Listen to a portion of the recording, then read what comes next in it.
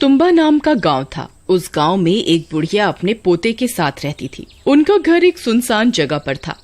उनके घर के आसपास किसी गांव वाले ने अपना घर नहीं बनाया था, क्योंकि सबको पता था कि उस घर में रहने वाली बुढ़िया श्रापित है। उसे एक शैतान का श्राप लगा था। उसका चेहरा बहुत डरावना हो गया था। उसका पोता उसे जंजीरों से बांध कर रखता था। उसके चेहरे में 2 बड़ी-बड़ी कीलें लगी हुई थी। कभी कभी उसके अंदर का हैवान जाग उठता था तो वह अपने पोते को भी खाने की कोशिश करती थी। कहाँ मर गया तू? जल्दी मुझे आटे की गुड़िया दे, नहीं तो मैं तुझे ही खा जाऊंगी। दादी थोड़ा सब्र रखो, खाना ला रहा हूँ, बस अभी आया। फिर हीरा उसके लिए आटे की गुड़िया बनाकर लाता है और उसकी तरफ फेंक देता है। फिर वह बुढ़िया जानवरों की तरह उस आटे की गुड़िया को खाने लगती है। बहुत भूख लगी है। फिर वह आटे की गुड़िया को खाकर उसे थोड़ी तृप्ति मिलती है और वह कुछ शांत होती है। दादी तुम्हारी ऐसी हालत कैसे हो गई? बेटा, मैं आज तुझे एक सच बताने जा रही हूँ। इसके बारे में किसी गांव वाले को नहीं बताना, नहीं तो अनर्थ हो जाएगा। बहुत साल पहले मुझे जंगल में एक खजाने के बारे में पता चला था। उसे पाने के लिए मैं कुएं में उतरी। वहाँ एक शैतान था जो जन्म जन्म का भूखा था। उसकी कमर में एक सोने की पोटली बंधी हुई थी। मैंने उसकी तरफ आटे की गुड़िया फेंकी तो वह उसे खाने में मगन हो गया। तभी मैंने उसकी सोने की पोटली को खंजर से काट दिया। उसमें से सोने के सिक्के गिरे। मैंने उन्हें झट से उठाया और कुएं से जल्दी से बाहर आ गई। मैं अगली रात फिर से कुएं के अंदर गई। मैंने फिर से उसकी तरफ आटे की गुड़िया फेंकी और उसकी पोटली को खंजर से काट दिया और सोना इकट्ठा करने लगी। लेकिन उस दिन मेरा लालच मुझ पर हावी हो गया। मैं ज्यादा सोने के सिक्के इकट्ठे करने में लग गई। तब तक वह शैतान आटे की गुड़िया खा चुका था। अब मेरे पास उसकी भूख मिटाने के लिए कुछ नहीं था। मैं जल्दी से रस्सी के सहारे बाहर निकलने लगी। तभी उसने मेरी टांग पर काट लिया और मैं भी श्रापित हो गई। उस दिन के बाद से मेरी ऐसी हालत हो गई है। अगर मुझे समय पर आटे की गुड़िया नहीं मिली तो मुझे डर है मेरे अंदर का शैतान किसी दिन तुझे अपना शिकार बना लेगा। बेटा, मुझे अब ऐसी जिंदगी और नहीं जीनी। मुझे मुक्ति दे दे। मैं अब थक चुकी हूँ। मैं किसी दिन तेरी जान ले लूंगी। मुझ पर एक कृपा कर, मुझे अब मुक्ति दिलवा दे बेटा। लेकिन दादी, मैं इस श्राप से आपको मुक्ति कैसे दिलवाऊं? बेटा, मेरे शरीर को आग के हवाले कर दे, इससे मुझे मुक्ति मिल जाएगी। लेकिन तू कभी खजाने के लालच में उस कुएं की तरफ मत जाना। फिर हीरा से अपनी दादी की हालत देखी नहीं जाती और वह अपने झोपड़े में आग लगा देता है और उसकी दादी को मुक्ति दिलवा देता है। अब मुझे कुएं में जाकर उस शैतान से खजाना लाना ही होगा। फिर एक दिन हीरा आटे की गुड़िया बनाता है और उस कुएं में उतर जाता है। हे दानव, कहाँ है तू? देख, मैं तेरे लिए आटे की गुड़िया लाया हूँ। हाँ, जल्दी आ जा। तभी आटे की गुड़िया की महक सूंघकर वह शैतान वहाँ आ जाता है। उसे देखकर हीरा की सिट्टी पिट्टी गुल हो जाती है। अरे मर गए रे। दादी की बात तो सच निकली। यहाँ तो सच में एक शैतान है। फिर वह शैतान उसकी ओर बढ़ने लगता है। तभी हीरा उसकी तरफ आटे की गुड़िया को फेंक देता है और वह शैतान उसे खाने लगता है। इसी का मौका उठाकर हीरा खंजर से उसकी सोने के सिक्कों की पोटली को फाड़ देता है और उसमें से सारे सोने के सिक्कों को इधर उधर बिखेर देता है। फिर सोने के सिक्के उठाना शुरू कर देता है। उसका लालच बढ़ता जाता है और वह सिक्के उठाने लगता है। तभी वह शैतान पूरी आटे की गुड़िया को खत्म करने वाला होता है। अरे मर गए रे। ये नास मिटा तो इतनी जल्दी पूरी गुड़िया ही खा गया। ये गुड़िया खत्म होते ही मुझ पर हमला करेगा। मुझे अभी यहाँ से निकलना होगा। हाँ। फिर हीरा जल्दी से रस्सी पकड़कर ऊपर कुएं से बाहर निकलने लगता है। तभी वह शैतान पूरी गुड़िया खा लेता है और उसका ध्यान हीरा की तरफ जाता है। तब वो भी रस्सी पकड़कर कुएं से बाहर निकलने की कोशिश करता है। लेकिन जैसे ही उसका हाथ कुएं से बाहर निकलता है वह जलने लगता है और जलने से बचने के लिए वह फिर से कुएं के अंदर चला जाता है और अपने सोने के सिक्कों को वापस बटोरने लगता है। अरे वाह, आज तो मजा आ गया। मेरे हाथ 5 सोने के सिक्के लग गए। एक काम करता हूँ, कल बहुत सारी आटे की गुड़िया लेकर आऊंगा, फिर वो शैतान उन्हें खाने में मगन हो जाएगा और मैं सारे सिक्कों को इकट्ठा कर लूंगा।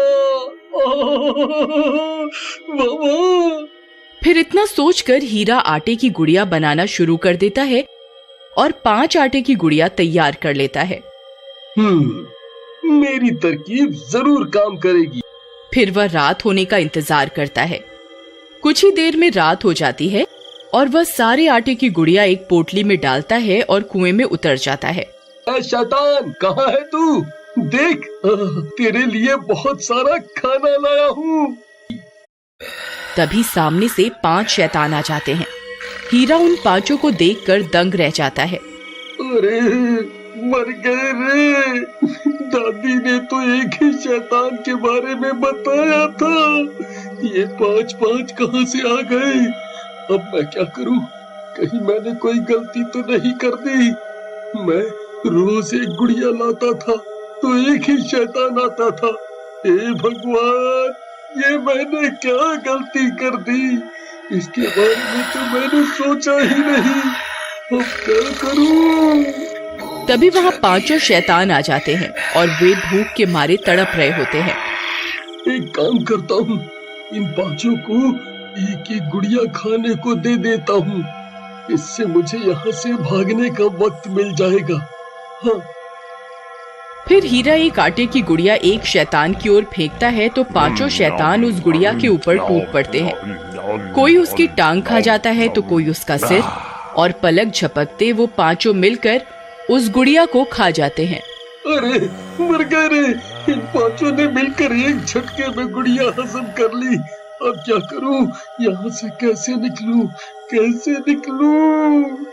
फिर वह बची हुई 4 गुड़िया को एक साथ उनकी तरफ फेंक देता है।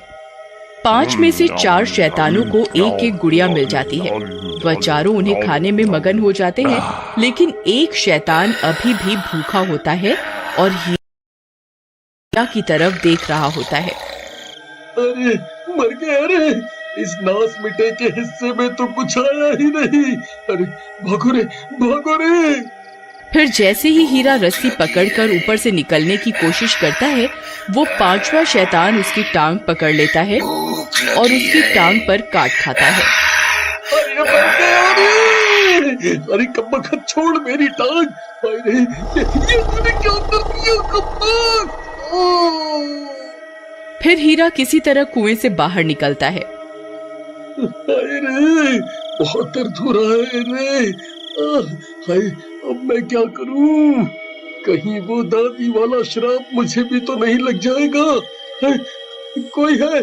कोई मेरी मदद करो। फिर देखते ही देखते हीरा भी शैतान में बदल जाता है। उसे भी श्राप लग जाता है। फिर हीरा अपने दोनों हाथ और पैरों के सहारे चलने लगता है। उसे बहुत भूख लगती है और वह आटे की गुड़िया की खोज में पूरे गांव में भटकने लगता है। मुझे बहुत भूख लगी है। मैं किसी को नहीं छोड़ूंगा। गांव वाले उसे छुप छुप कर देखने लगते हैं। किसी को कुछ समझ में नहीं आता कि हीरा ऐसे दोनों हाथ और पैरों के सहारे क्यों चल रहा है और उसकी ऐसी हालत कैसे हो गई।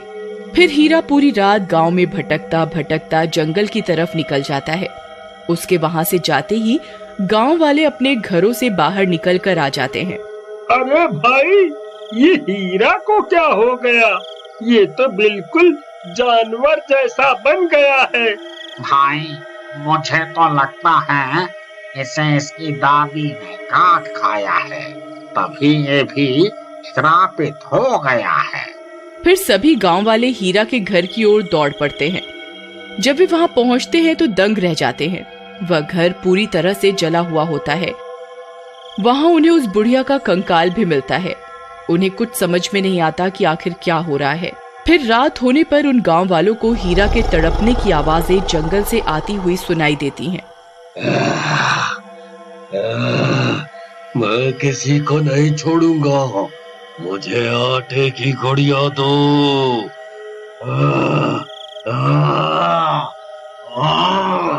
मुझसे और बर्दाश्त नहीं होता। अरे भाई, ये तो उसी हीरा की आवाज है। अगर ये गांव में आ गया तो सबको अपने जैसा बना देगा। अरे भाइयों, देखो हीरा इसी ओर आ रहा है। हमें इसे जला के मारना होगा, नहीं तो हम भी इसके जैसे बन जाएंगे। फिर जैसे ही हीरा वहां पहुंचता है, सभी गांव वाले मशाल उसकी तरफ फेंक देते हैं और हीरा जलने लगता है। गांव वालों, तुम्हारा बहुत बहुत शुक्रिया। तुमने मुझे मुक्ति दिलवा दी। मैं लालची बन गया था। मुक्ति। लेकिन वह कुएं का दानव आज भी उस कुएं में अपने शिकार का इंतजार कर रहा